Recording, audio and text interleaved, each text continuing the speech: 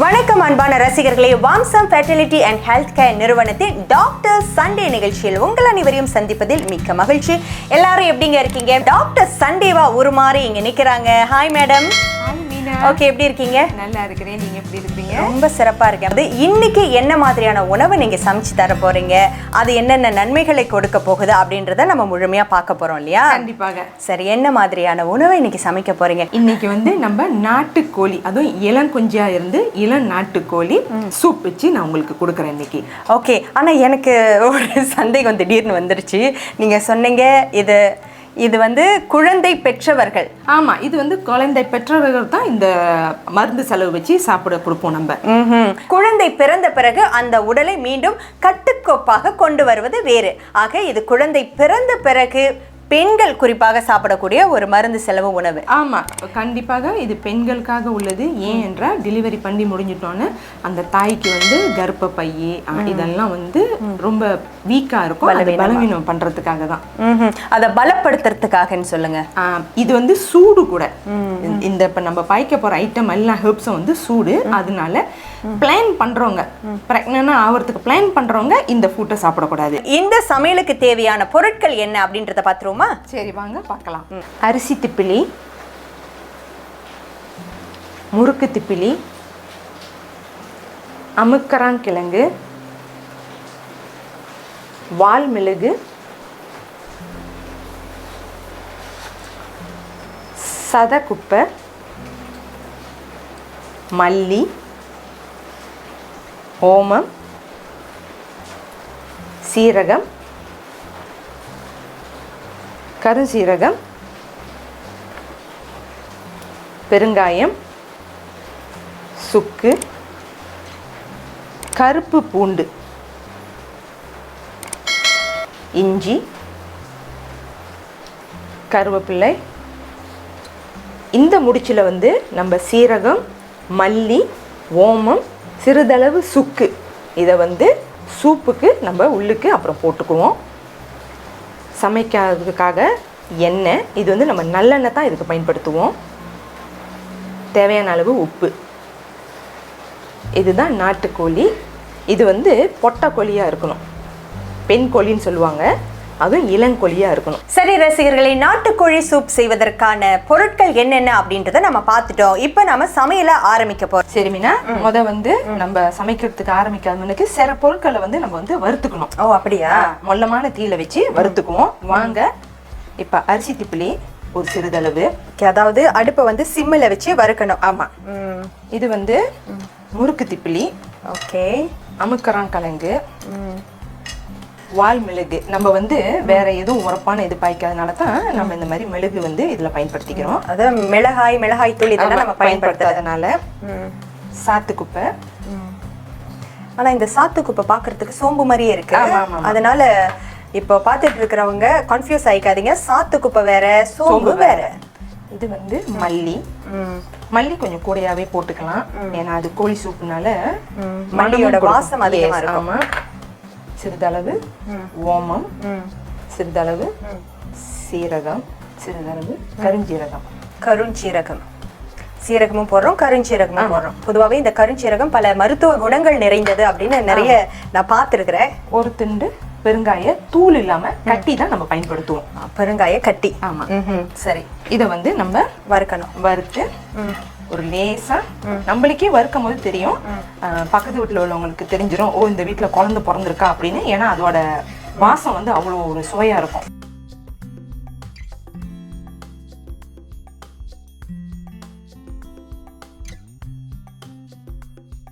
ஆக இப்ப வறுத்ததை ஒரு தட்டுல போடுறோம். ஆமா, ஏன்னா இது சூடா இருக்கு. இது அப்படியே நம்ம அரைச்சிட முடியாது, அதனால ஆற வச்சு அரைக்கணும். ஆமா, இதை இதுல மாட்டிக்கிட்டு. ஓகே. எங்க அம்மா இன்னமும் அம்மி கல்லுல தான் இஞ்சி பூண்டு மிளகாலாம் அரைப்பாங்க. ஆக இப்போ ஈஸியா வேலை முடியணும்னு சொன்னா இந்த மாதிரி இடிக்கல்ல வச்சும் நம்ம இடிக்கலாம். ஆமா, இதெல்லாம் கொஞ்சம் இடிச்சு அதை கொஞ்சம் தூள் ஆகணும்னு அப்புறம் நம்ம பிளெண்டர்ல மாத்திக்க வேண்டியது.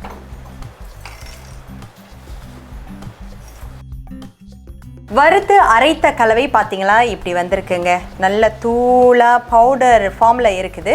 இப்போ அடுத்து என்ன செய்ய போறீங்க? அடுத்தது வாங்க நம்ம எப்படி நாட்டுக்கோழி சூப்பை வைக்கிறதுன்னு நம்ம செய்வோம். ஓகே சரி சொல்லுங்க, என்ன செய்ய போறீங்க முதல்ல? ஓகே, இப்போ நம்ம அடுப்பை பற்ற வச்சுட்டு எப்போதும் போல நம்ம வந்து இந்த சூப்பை வந்து சொன்ன மாதிரி நல்லெண்ணெயில தான் நம்ம வந்து இதை வந்து சூப் செய்ய போறோம். நல்லெண்ணெய் பயன்படுத்துறோம் இந்த இதுக்கு. ஏன் நம்ம நல்லெண்ணெய் பயன்படுத்துறோம்னா சீரான ரத்த ஓட்டம் இந்த நல்லெண்ணெயில இருக்குது. ரெண்டாவது வந்து ஜீரண சக்தி தரும். ரொம்ப எண்ணெய் ஊற்றக்கூடாது, ஓரளவு தான் நம்ம வந்து எண்ணெய் இந்த கோழிக்கு பயன்படுத்துவோம். இந்த சூப் வைக்கிறதுக்கு ஒரு சிறிதளவு கொஞ்சமாக தான் எண்ணெய் ஊற்றி நம்ம சமைப்போம். எண்ணெய் சூடாயிருச்சு. இப்போ பூண்டு நம்ம சொன்ன மாதிரி கருப்பு பூண்டு முழுசா கருப்பு பூண்டு போடுறீங்க. முழுசா போடணும், இது இடிச்சுலாம் போடுறது இல்லை. இது ஒரு துண்டு இஞ்சி போட்டுட்டு அந்த பூண்டை வந்து கொஞ்சம் நல்லா அந்த எண்ணெயில வதக்கிக்கணும். சரி, அதுக்கப்புறம் கருவேப்பிலை போடணும். ஆமா, கருவேப்பிலை போட்ட பிறகு கோழியை போட்டுடணும். ஆமா, கோழியை இந்த எண்ணெயில போட்டு கொஞ்சம் நல்லா தாளிச்சுக்கணும். இந்த எண்ணெயிலே கொஞ்சம் இந்த கோழி சரி வேகணும் அப்படியே. ஆமாம், சரி, தண்ணி வைங்க. ஓகே, இப்போ நம்ம என்ன செஞ்சுக்கலாம், இந்த அரைச்சி வச்சிருந்த மசாலாவை இதோட சேர்த்து நல்லா கிளறிக்க வேண்டியதான். வறுத்து அரைத்த மசாலாவை இப்போ நாம இதில் சேர்க்குறோம். இதுதான் மெயின் மேட்ரு. ஆமாம், ஓகே.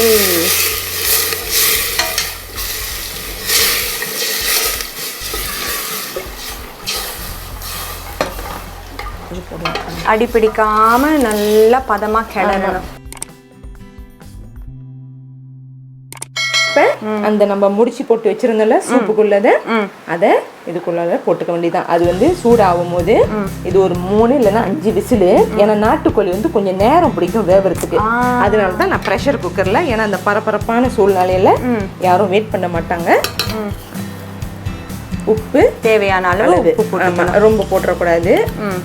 தேவையான அளவு போட்டுட்டு வாங்க இப்போ ஒரு 5 விசிலுக்கு, ஏன்னா நாட்டுக்கோழி வந்து கொஞ்சம் டைம் பிடிக்கும், அதனால ப்ரெஷர் குக்கர்ல ஒரு 5 விசிலு போதும். ஏன் நம்ம வந்து இந்த நாட்டுக்கோழியை பயன்படுத்துறோம்னா சுபப்பிரசவம், அதாவது நார்மல் டெலிவரியோ இல்லை சிசேரியன் ஆப்ரேஷன் பண்ண உள்ளவங்களுக்கோ இந்த மாதிரி உள்ளவங்களுக்கு வந்து இந்த நாட்டுக்கோழி வந்து அவங்களோட புண்ணை ஆத்துறதுக்கு இது ரொம்ப இந்த நாட்டுக்கோழி உதவியா இருக்கும். ஆக இந்த நாட்டுக்கோழி அப்படின்றது வந்து நோய் எதிர்ப்பு சக்தியை அதிகரிக்கக்கூடிய தன்மை உள்ளது இல்லையா?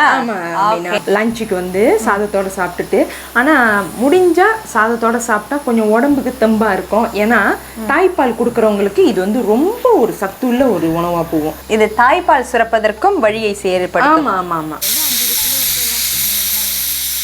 சரி மீனா, இப்போ 5 விசில் முடிஞ்சிருச்சு. அடுப்பை அடைச்சிட்டு கொஞ்சம் அதோட நிதானம் அடங்கின பிறகு தான் நம்ம எப்போதுமே இந்த ப்ரெஷர் குக்கரை வந்து ரிலீஸ் பண்ண முடியும். அதனால அதோட ப்ரெஷர் வந்து கொஞ்சம் இறங்கட்டும். அந்த காலத்தில் பார்த்துக்கிட்டிங்கன்னா, அதாவது நம்ம தாத்தா பாட்டி காலத்தெல்லாம் வந்து இந்த மாதிரி சாப்பாடை தான் வந்து குழந்தை பிறந்த பிறகு இந்த உணவுகள்லாம் சாப்பிட்டு 10 பிள்ளையிலேருந்து இன்னைக்கு வந்து 5 பிள்ளையிலேருந்து 2 பிள்ளையிலேருந்து 1 பிள்ளை வரைக்கும் வந்துட்டாங்க. சில பேருக்கு குழந்தை இல்லாத ஒரு பிரச்சனை இல்லை.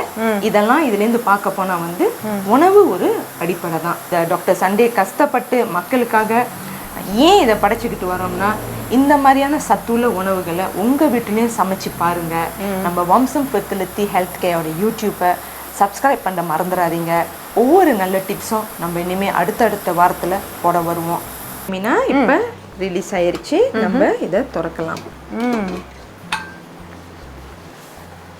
ஆஹா, மனமே நல்லா கம கம கம கமன்னு இருக்கு. சாப்பிட்டு பார்த்தா தான் தெரியும் எப்படி இதனுடைய சுவை இருக்குன்னு.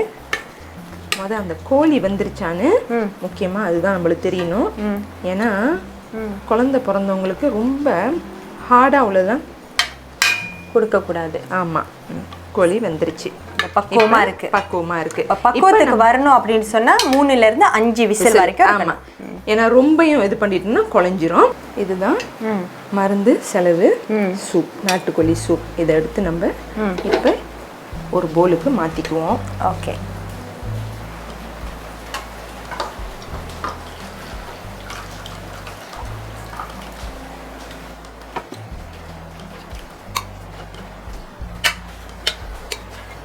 நாட்டுக்கோழி சூப் ரெடி ஆயிடுச்சு. அப்புறம் மேடம் கடைசி ஃபைனல் வந்து விருப்பம் உள்ளவங்க கொத்தமல்லி போட்டுக்குவாங்க. அப்போல்லாம் வந்து கொத்தமல்லிலாம் போட்டாங்களான்னு நம்மளுக்கு தெரியாது. ஆனால் கொத்தமல்லி ஒரு மனம், ஆனால் கொத்தமல்லிலையும் அவ்வளோ சத்து இருக்குது. அதனால் கொத்தமல்லியை போட்டு நம்ம வந்து சாப்பிட ஆரம்பிக்கலாம். இந்தாங்க நாட்டுக்கோழி மருந்து செலவு போட்டு சமைச்ச சூப். சாப்பிட்டுட்டு எப்படி இருக்குன்னு சொல்லுங்கள். ஓகே, கண்டிப்பாக. முதல்ல சூப் மட்டும் எப்படி இருக்குன்னு பார்க்குறேன்.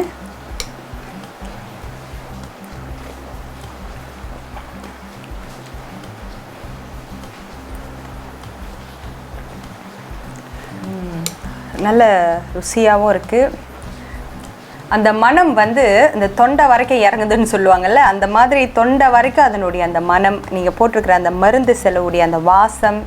ஆனால் நான் இவ்வளோ நாளாக நினச்சிட்டு இருந்தேன் இந்த மருந்து செலவுன்னு ஐயோ கசப்பாக இருக்குமே, இது எப்படி நம்ம சாப்பிட்றது அப்படின்னு சொல்லி. ஆனால் அப்படிப்பட்ட ஒரு உணர்வே இல்லை. இது அப்படியே நம்ம சாதாரணமாக குடிக்கிற சூப் இருக்குல்ல, அதை விடவும் இது சுவையாக இருக்குது. ரொம்ப நன்றி. இதைத்தான் வந்து நம்ம கடைப்பிடிக்க சொல்றோம். நம்மளுக்கு இந்த மாதிரியான வேலை வந்து நம்மளால சமைச்சு நம்ம முன்னோர்கள் இதெல்லாம் நம்மளுக்கு சொல்லி கொடுத்துட்டு போயிட்டாங்க. நம்ம ஏன் இதை கடைப்பிடிக்க மாட்டோம்? ஏன் இப்ப வந்து இன்ஸ்டன்ட் ஃபுட்டை சாப்பிட்டு அவசரமான உள்ள சூப்பெல்லாம் குடிச்சிட்டு உடம்புக்கு கெடுதி தேர்றதோட இது எவ்வளோ ஒரு ஆரோக்கியம். சரி, இதை வந்து நாம சோத்துல வச்சு சாப்பிட்டு பார்ப்போமே. இப்போ இது வந்து புழுங்கரிசி. எப்போதும் வந்து இது வந்து புழுங்கரிசி தான் நம்ம வந்து பிரசவ லேடிக்கு நம்ம கொடுப்போம். சாதத்தில் வச்சு சாப்பிடும் போது ரொம்ப ருசியாகவே இருக்குது. அதாவது கோழி கறி ஊற்றி சாப்பிட்டா எப்படி இருக்குமோ ஏறக்குறைய அந்த ஒரு ஃபீல் எனக்கு கிடைக்குது. சரி, கோழி வந்து எப்படி பக்குவமாக வந்திருக்கா அப்படின்னு பார்ப்போம். ஏன்னா குழந்தை பிறந்தவங்களுக்கு ரொம்ப ஹார்டாக கொடுக்க முடியாது. ஏன்னா அவங்களுக்கு வந்து இந்த ஜாயிண்டெல்லாம் ரொம்ப வலியாக இருக்கும். அதனால மிதமாக தான் இருக்கணும். ஸோ சாஃப்டாக தான் நம்ம கோழியை வந்து சமைச்சு கொடுப்போம். நாட்டுக்கோழி அப்படின்னு சொன்னாலே அது ஒரு தனி சுவை தான். அந்த சுவையோடு சேர்ந்து இந்த மருந்து செலவு எல்லாம் சேர்த்து சாப்பிடும்போது கண்டிப்பாக ரொம்பவே ருசியாக தாங்க இருக்கு.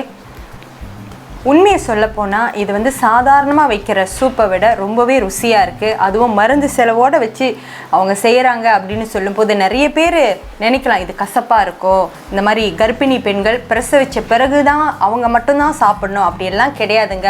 வாரம் ஒரு முறை யார் வேணாலும் இதை சாப்பிட்லாம்.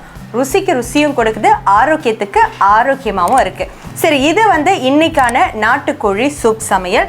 இதே போன்று ஒவ்வொரு வாரமும் ஞாயிற்றுக்கிழமை காலை 10 மணிக்கு உங்களுக்காகவே வம்சம் ஃபெர்டிலிட்டி அண்ட் ஹெல்த் கேர் இதனுடைய யூடியூப்ல டாக்டர் சண்டே ஆரோக்கிய சமையல் குறிப்புகளோட சமையலோட நம்ம சந்திக்கிறாங்க. கண்டிப்பா எல்லாரும் இந்த யூடியூப் சேனலை சப்ஸ்கிரைப் பண்ணுங்க. மேல் விவரங்களுக்கு 01123212166. ரொம்ப ரொம்ப நன்றிங்க மேடம் சத்யா, இந்த அற்புதமான வாய்ப்பை எனக்கு வழங்கினதுக்கு. ஓகே, அதுக்குள்ளார நன்றியை முடிச்சிடாதீங்க. நம்மளுக்கு வந்து வம்சம் சார்பாக உங்களுக்கு ஒரு சின்ன அன்பளிப்பு. நீங்க உங்களோட நேரத்தை நம்மளுக்காக ஒதுக்கி எனக்கு நான் கால் பண்ணி வந்து நான் செஞ்சு கொடுக்குற இந்த ப்ரோக்ராம் சொன்னதுக்காக ரொம்ப நன்றி. ஸ்மால் அப்ரிஷியேஷன் ஃப்ரம் வம்சம் ஃபெர்டிலிட்டி அண்ட் ஹெல்த் கேர். ரொம்ப ரொம்ப நன்றிங்க மேடம். சரி நேர்களே, பார்த்துருந்துருப்பீங்க இவ்வளோ நேரம். நீங்களும் உங்கள் வீட்டில் சமைச்சு பார்த்து ரிவ்யூ கொடுங்க. மறந்துடாதீங்க, ஒவ்வொரு ஞாயிற்றுக்கிழமையும் வம்சம் fertility and health care YouTube சேனலை பார்க்குறதுக்கு சப்ஸ்கிரைப் பண்ண, ஷேர் பண்ண, லைக் பண்ண.